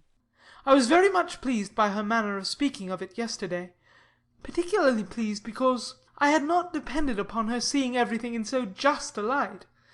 I knew she was very fond of you, but yet I was afraid of her not estimating your worth to her brother quite as it deserved, and of her regretting that he had not rather fixed on some woman of distinction or fortune. I was afraid of the bias of those worldly maxims which she has been too much used to hear. But it was very different. She spoke of you, Fanny, just as she ought. She desires the connection as warmly as your uncle or myself. We had a long talk about it. I should not have mentioned the subject, though very anxious to know her sentiments.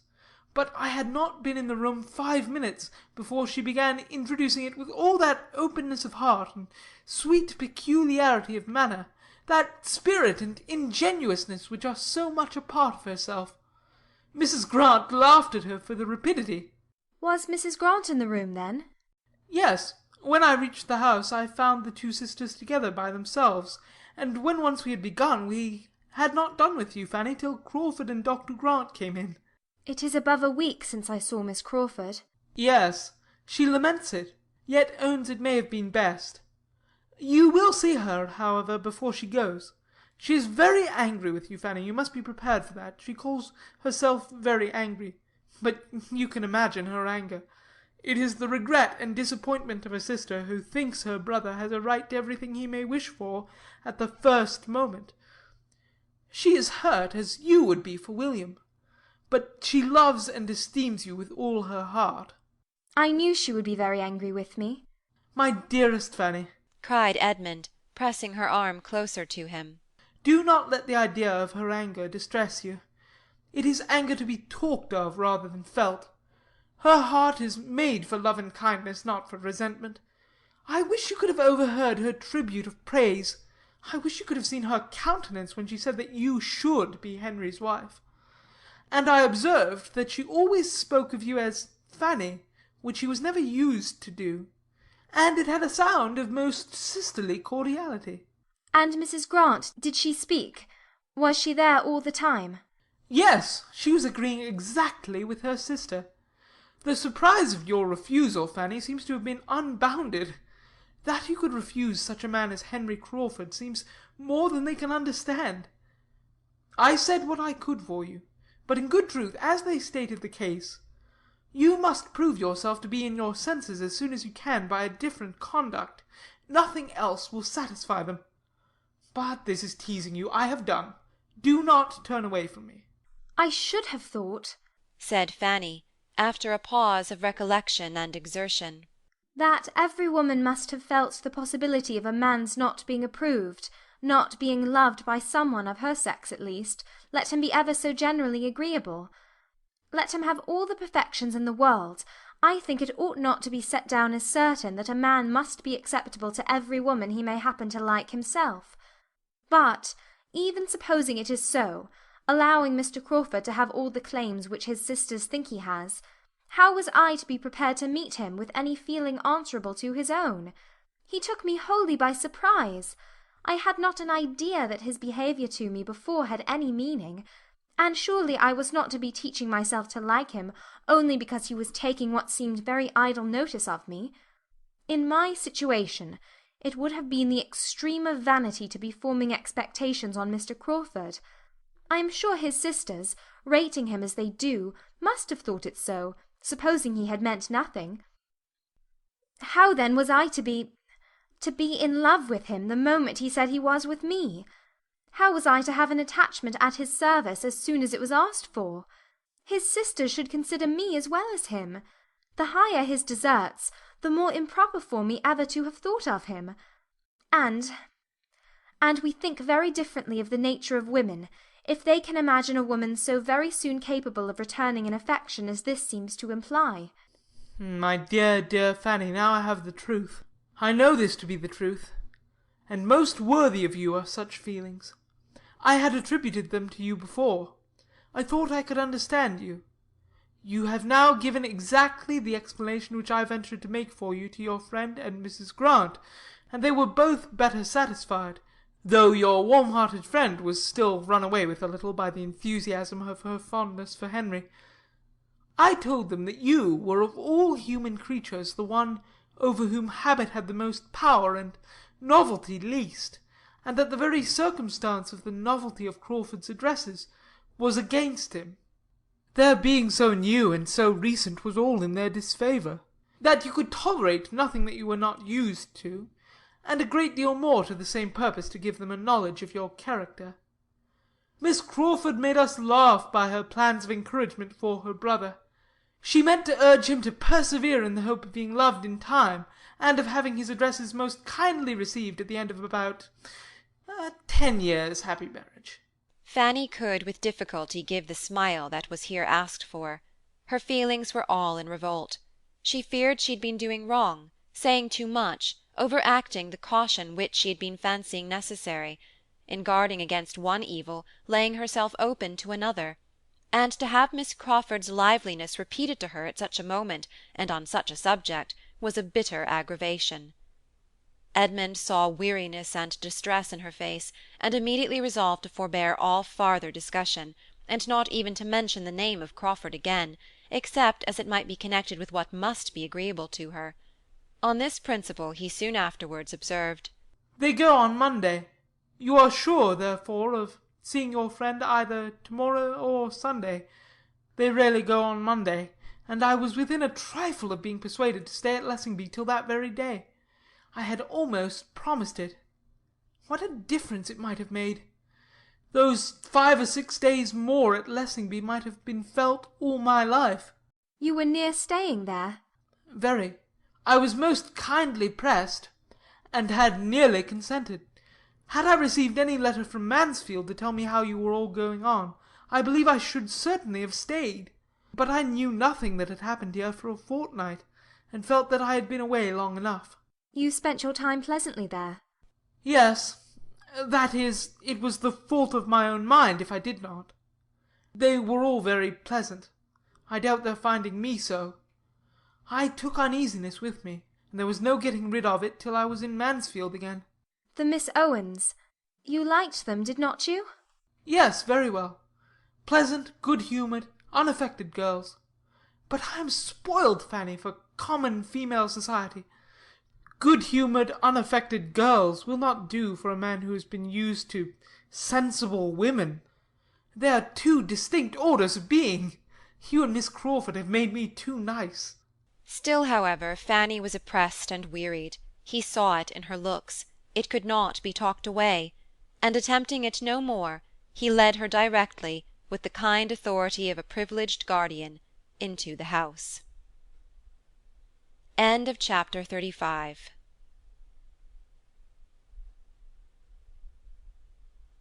Chapter 36 of Mansfield Park, by Jane Austen.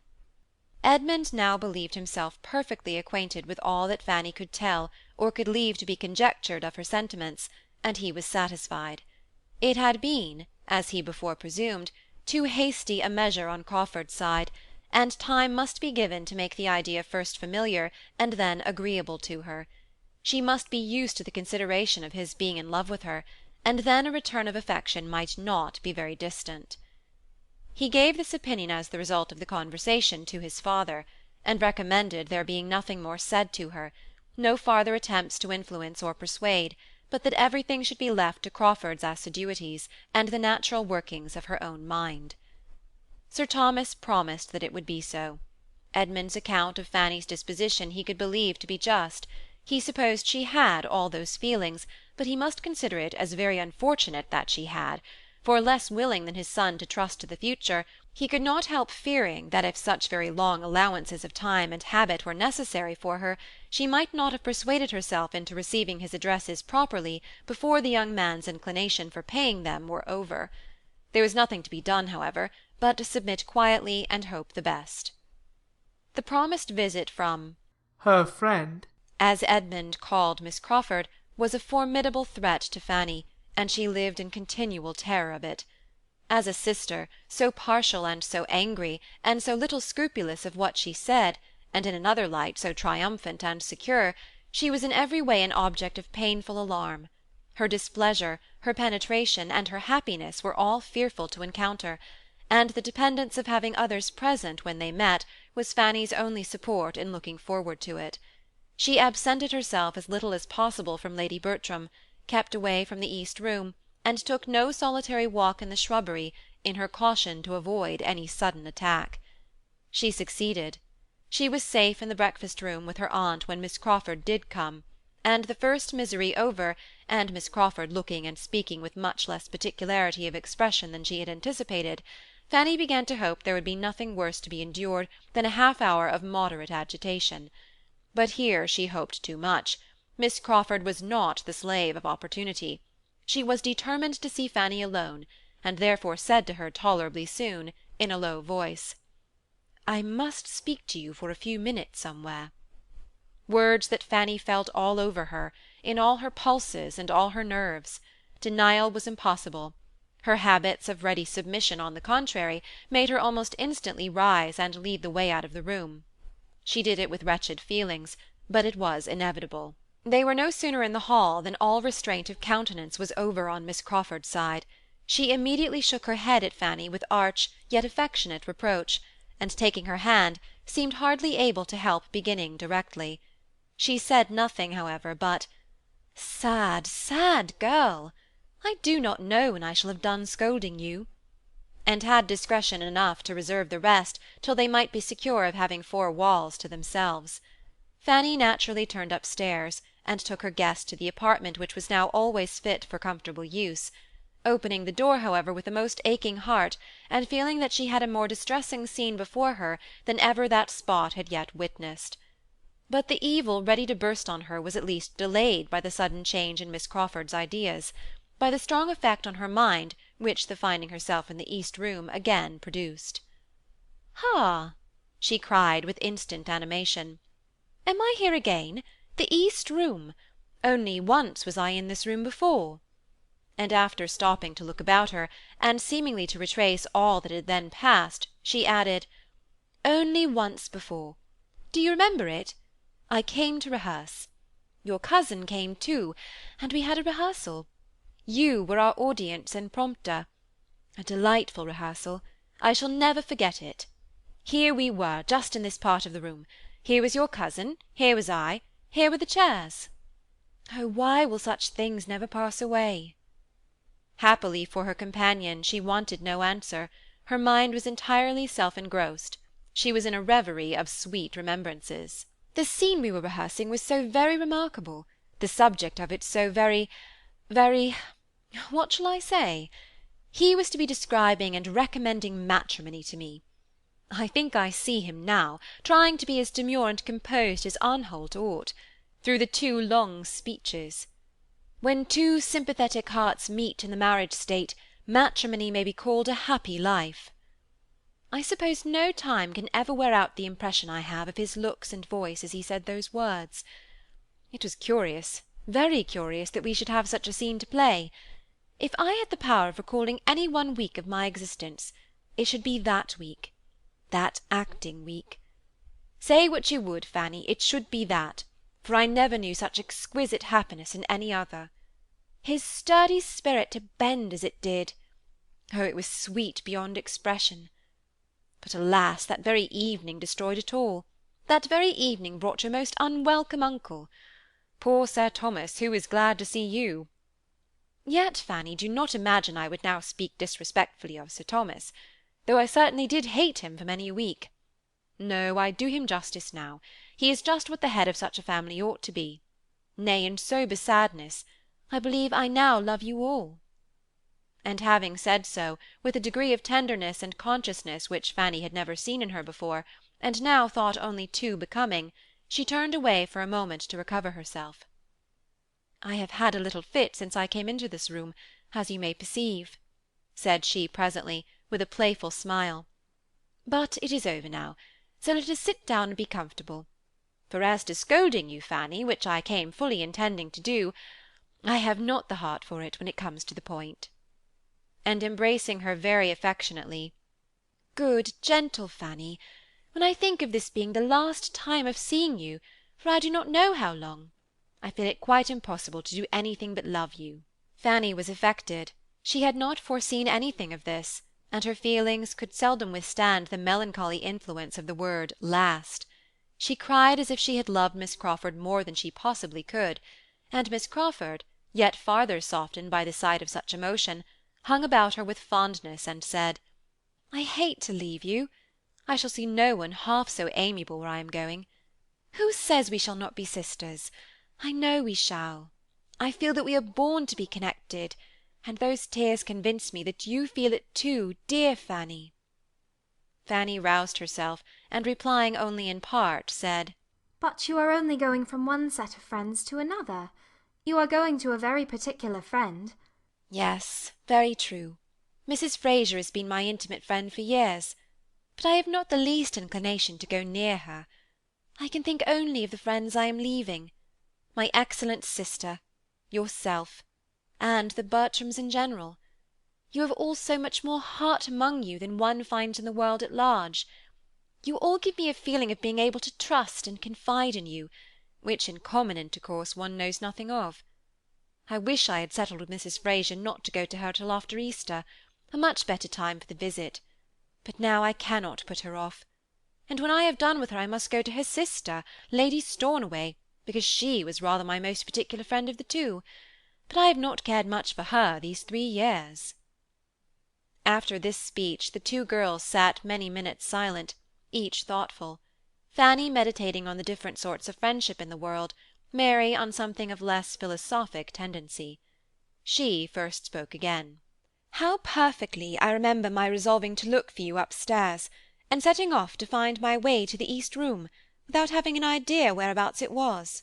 How well I remember what I was thinking of as I came along, and my looking in and seeing you sitting here at this table at work, and then your cousin's astonishment when he opened the door at seeing me here. To be sure, your uncle's returning that very evening; there never was anything quite like it." Another short fit of abstraction followed, when, shaking it off, she thus attacked her companion. "Why, Fanny, you are absolutely in a reverie. Thinking, I hope, of one who is always thinking of you. Oh, that I could transport you for a short time into our circle in town, that you might understand how your power over Henry is thought of there. Oh, the envyings and heart-burnings of dozens and dozens! The wonder, the incredulity that will be felt at hearing what you have done! For as to secrecy, Henry is quite the hero of an old romance, and glories in his chains. You should come to London to know how to estimate your conquest. If you were to see how he is so courted, and how I am courted for his sake! Now I am well aware that I shall not be half so welcome to Mrs. Fraser in consequence of his situation with you. When she comes to know the truth, she will, very likely, wish me in Northamptonshire again, for there is a daughter of Mr. Fraser, by a first wife, whom she is wild to get married, and wants Henry to take. Oh! she has been trying for him to such a degree. Innocent and quiet as you sit here, you cannot have an idea of the sensation that you will be occasioning, of the curiosity there will be to see you, of the endless questions I shall have to answer. Poor Margaret Fraser will be at me for ever about your eyes and your teeth, and how you do your hair, and who makes your shoes. I wish Margaret were married, for my poor friend's sake, for I look upon the Frasers to be about as unhappy as most other married people, and yet it was a most desirable match for Janet at the time. We were all delighted. She could not do otherwise than accept him, for he was rich and she had nothing. But he turns out ill-tempered and exigeant, and wants a young woman, a beautiful young woman of 25, to be as steady as himself. And my friend does not manage him well. She does not seem to know how to make the best of it. There is a spirit of irritation which, to say nothing worse, is certainly very ill-bred. In their house I shall call to mind the conjugal manners of Mansfield Parsonage with respect. Even Dr. Grant does show a thorough confidence in my sister, and a certain consideration for her judgment, which makes one feel there is attachment. But of that I shall see nothing with the Frasers. I shall be at Mansfield for ever, Fanny. My own sister as a wife, Sir Thomas Bertram as a husband, are my standards of perfection. Poor Janet has been sadly taken in. And yet there was nothing improper on her side. She did not run into the match inconsiderately. There was no want of foresight. She took 3 days to consider of his proposals, and during those 3 days asked the advice of everybody connected with her whose opinion was worth having, and especially applied to my late dear aunt, whose knowledge of the world made her judgment very generally and deservedly looked up to by all the young people of her acquaintance, and she was decidedly in favour of Mr. Fraser. This seems as if nothing were a security for matrimonial comfort. I have not so much to say for my friend Flora, who jilted a very nice young man in the Blues for the sake of that horrid Lord Stornoway, who has about as much sense, Fanny, as Mr. Rushworth, but much worse looking, and with a blackguard character.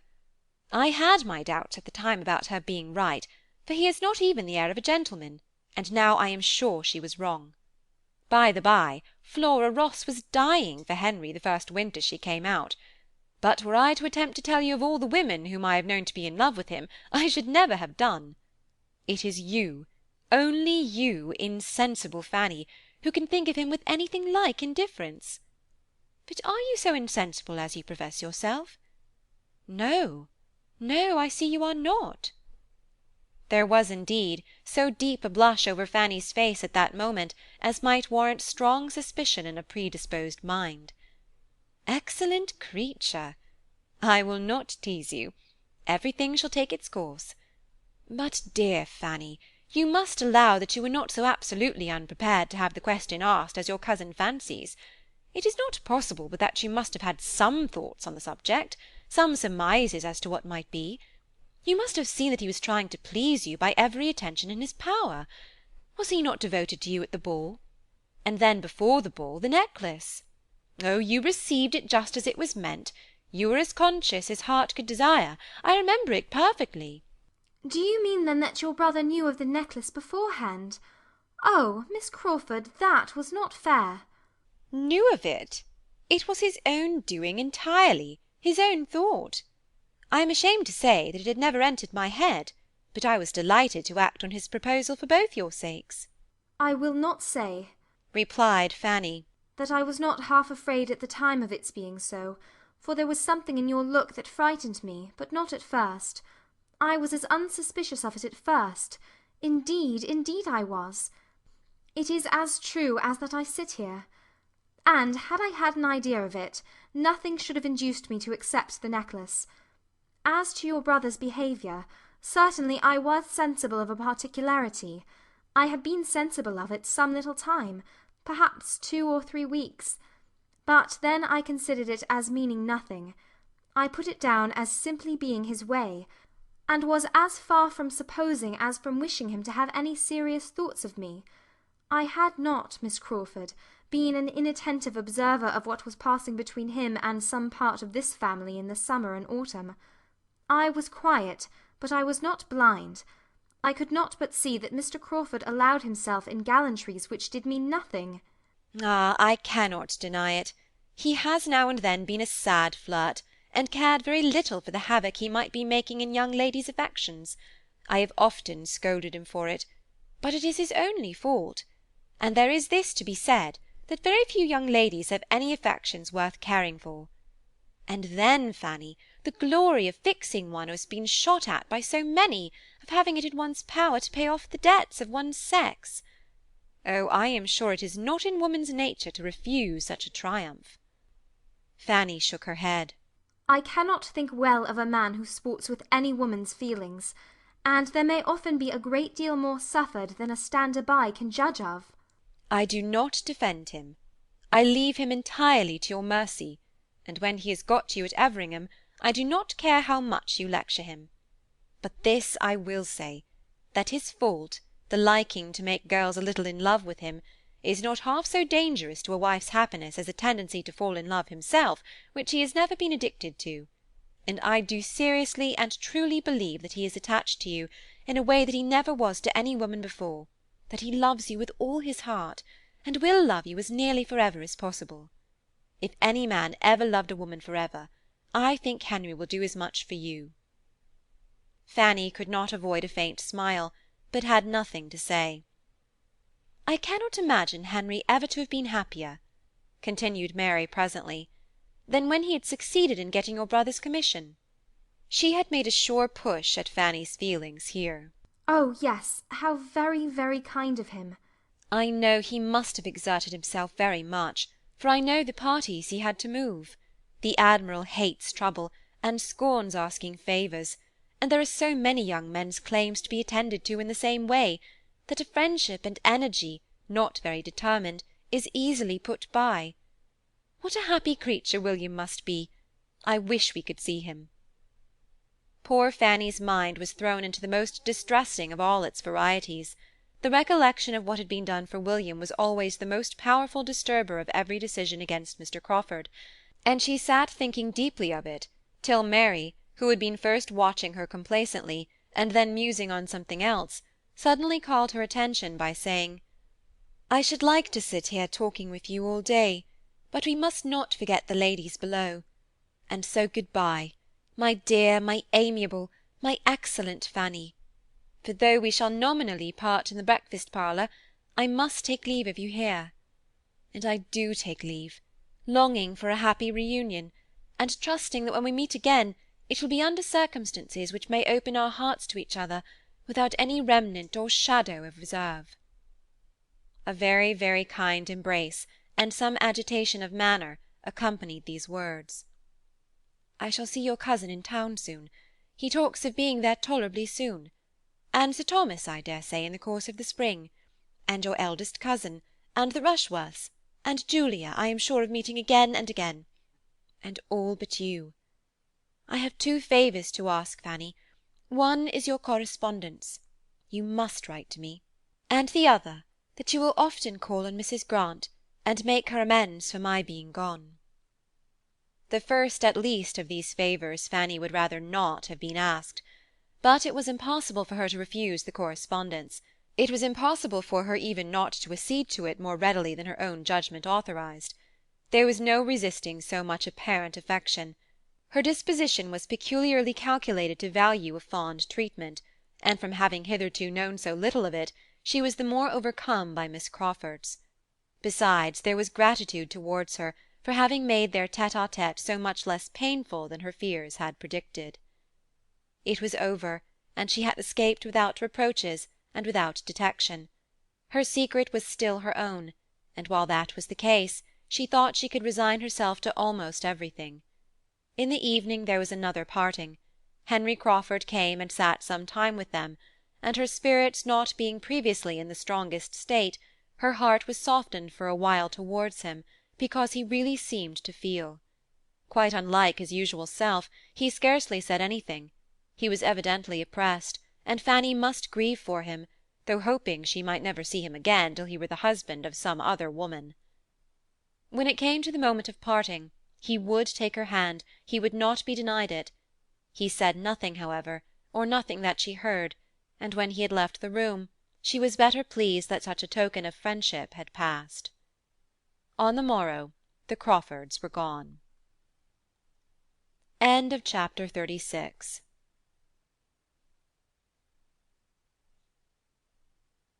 Chapter 37 of Mansfield Park, by Jane Austen.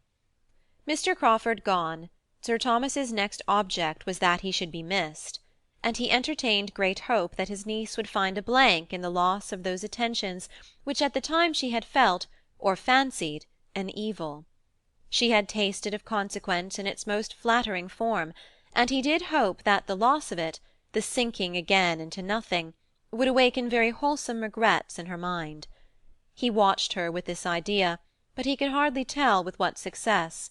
He hardly knew whether there were any difference in her spirits or not. She was always so gentle and retiring that her emotions were beyond his discrimination. He did not understand her, he felt that he did not, and therefore applied to Edmund to tell him how she stood affected on the present occasion, and whether she were more or less happy than she had been. Edmund did not discern any symptoms of regret, and thought his father a little unreasonable in supposing the first 3 or 4 days could produce any. What chiefly surprised Edmund was, that Crawford's sister, the friend and companion who had been so much to her, should not be more visibly regretted. He wondered that Fanny spoke so seldom of her, and had so little voluntarily to say of her concern at this separation. Alas! it was this sister, this friend and companion, who was now the chief bane of Fanny's comfort. If she could have believed Mary's future fate as unconnected with Mansfield as she was determined the brothers should be, if she could have hoped her return thither to be as distant as she was much inclined to think his, she would have been light of heart indeed. But the more she recollected and observed, the more deeply was she convinced that everything was now in a fairer train for Miss Crawford's marrying Edmund than it had ever been before. On his side the inclination was stronger, on hers less equivocal. His objections, the scruples of his integrity, seemed all done away, nobody could tell how, and the doubts and hesitations of her ambition were equally got over, and equally without apparent reason. It could only be imputed to increasing attachment. His good and her bad feelings yielded to love, and such love must unite them. He was to go to town as soon as some business relative to Thornton Lacey were completed, perhaps within a fortnight. He talked of going, he loved to talk of it, and when once with her again, Fanny could not doubt the rest. Her acceptance must be as certain as his offer, and yet there were bad feelings still remaining which made the prospect of it most sorrowful to her, independently, she believed, independently of self. In their very last conversation, Miss Crawford, in spite of some amiable sensations and much personal kindness, had still been Miss Crawford, still shown a mind led astray and bewildered, and without any suspicion of being so, darkened, yet fancying itself light. She might love, but she did not deserve Edmund by any other sentiment. Fanny believed there was scarcely a second feeling in common between them, and she may be forgiven by older sages for looking on the chance of Miss Crawford's future improvement as nearly desperate, for thinking that if Edmund's influence in this season of love had already done so little in clearing her judgment and regulating her notions, his worth would be finally wasted on her even in years of matrimony. Experience might have hoped more for any young people so circumstanced, and impartiality would not have denied to Miss Crawford's nature that participation of the general nature of women which would lead her to adopt the opinions of the man she loved and respected as her own. But as such were Fanny's persuasions, she suffered very much from them, and could never speak of Miss Crawford without pain. Sir Thomas meanwhile went on with his own hopes and his own observations, still feeling a right, by all his knowledge of human nature, to expect to see the effect of the loss of power and consequence on his niece's spirits, and the past attentions of the lover producing a craving for their return, and he was soon afterwards able to account for his not yet completely and indubitably seeing all this by the prospect of another visitor, whose approach he could allow to be quite enough to support the spirits he was watching. William had obtained a 10 days' leave of absence, to be given to Northamptonshire, and was coming, the happiest of lieutenants, because the latest made, to show his happiness and describe his uniform. He came, and he would have been delighted to show his uniform there too, had not cruel custom prohibited its appearance except on duty. So the uniform remained at Portsmouth, and Edmund conjectured that before Fanny had any chance of seeing it, all its own freshness and all the freshness of its wearer's feelings must be worn away. It would be sunk into a badge of disgrace, for what can be more unbecoming, or more worthless, than the uniform of a lieutenant who has been a lieutenant a year or two, and sees others made commanders before him? So reasoned Edmund, till his father made him the confidant of a scheme which placed Fanny's chance of seeing the second lieutenant of HMS Thrush in all his glory in another light. This scheme was that she should accompany her brother back to Portsmouth, and spend a little time with her own family. It had occurred to Sir Thomas, in one of his dignified musings, as a right and desirable measure, but before he absolutely made up his mind, he consulted his son. Edmund considered it every way, and saw nothing but what was right. The thing was good in itself, and could not be done at a better time, and had he no doubt of its being highly agreeable to Fanny.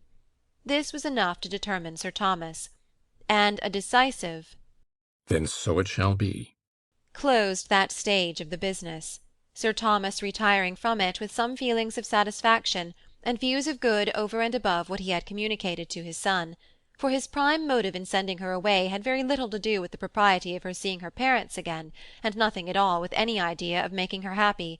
He certainly wished her to go willingly, but he as certainly wished her to be heartily sick of home before her visit ended, and that a little abstinence from the elegancies and luxuries of Mansfield Park would bring her mind into a sober state, and incline her to a juster estimate of the value of that home of greater permanence and equal comfort of which she had the offer. It was a medicinal project upon his niece's understanding, which he must consider as at present diseased. A residence of 8 or 9 years in the abode of wealth and plenty had a little disordered her powers of comparing and judging. Her father's house would, in all probability, teach her the value of a good income, and he trusted that she would be the wiser and happier woman, all her life, for the experiment he had devised. Had Fanny been at all addicted to raptures, she must have had a strong attack of them when she first understood what was intended, when her uncle first made her the offer of visiting the parents and brothers and sisters from whom she had been divided almost half her life, of returning for a couple of months to the scenes of her infancy, with William for the protector and companion of her journey, and the certainty of continuing to see William to the last hour of his remaining on land. Had she ever given way to bursts of delight, it must have been then, for she was delighted. But her happiness was of a quiet, deep, heart-swelling sort, and though never a great talker, she was always more inclined to silence when feeling most strongly. At the moment she could only thank and accept. Afterwards, when familiarized with the visions of enjoyment so suddenly opened, she could speak more largely to William and Edmund of what she felt. But still there were emotions of tenderness that could not be clothed in words. The remembrance of all her earliest pleasures, and of what she had suffered in being torn from them, came over her with renewed strength, and it seemed as if to be at home again would heal every pain that had since grown out of the separation. To be in the centre of such a circle, loved by so many, and more loved by all than she had ever been before, to feel affection without fear or restraint, to feel herself the equal of those who surrounded her, to be at peace from all mention of the Crawfords, safe from every look which could be fancied a reproach on their account. This was a prospect to be dwelt on with a fondness that could be but half acknowledged.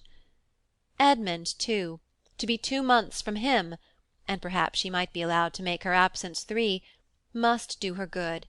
At a distance, unassailed by his looks or his kindness, and safe from the perpetual irritation of knowing his heart, and striving to avoid his confidence, she should be able to reason herself into a properer state. She should be able to think of him as in London, and arranging everything there, without wretchedness. What might have been hard to bear at Mansfield was to become a slight evil at Portsmouth. The only drawback was the doubt of her Aunt Bertram's being comfortable without her. She was of use to no one else, but there she might be missed to a degree that she did not like to think of, and that part of the arrangement was, indeed, the hardest for Sir Thomas to accomplish, and what only he could have accomplished at all. But he was master at Mansfield Park.